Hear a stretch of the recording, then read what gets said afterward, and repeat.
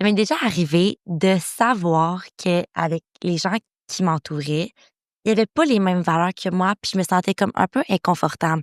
Comment on fait pour s'en sortir? Parce que moi, de mon expérience, c'est je savais que je voulais pas faire de la peine à cette personne-là, mais en même temps, je devais m'écouter, puis je devais sortir de cette amitié-là. Mais en même temps, j'avais tellement pas ça, le fait de faire de la peine à un ami proche de moi, puis c'est ça, genre, on dirait que je savais pas comment faire. Je l'ai fait. Est-ce que je l'ai bien fait? Ouais. Je sais pas, mais si tu pouvais nous dire comment on peut faire pour rendre la situation plus facile? Ben, dans le fond, ce que je peux te dire, c'est que la première chose que tu as faite, te questionner, c'est vraiment une bonne chose. Quelqu'un qui veut s'affirmer, quelqu'un qui réfléchit à qui il est puis à ce qu'il y a dans sa valise, c'est quelqu'un, en partant, qui prend la bonne décision. Bon, tu t'es questionné, tu t'es dit, OK, cette personne-là, est-tu bonne pour moi à long terme? Ben, peut-être pas.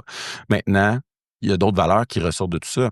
Tu parlais de le fait de ne pas vouloir faire de la peine. Donc, tu es quelqu'un d'empathique. Tu es quelqu'un qui se met dans les souliers de l'autre et qui est capable de dire, bon, mais si je prends une décision, je vais probablement y faire de la peine. Tout ça, c'est super beau. Tu n'as pas besoin de créer cette division-là dans un groupe. Tu peux juste te dire, OK, Je vais rester respectueuse avec cette personne-là. Genre, c'est pas c'est mon ça. ami, mais je vais rester Tu n'as pas besoin de lui Ouais, dire non. ça.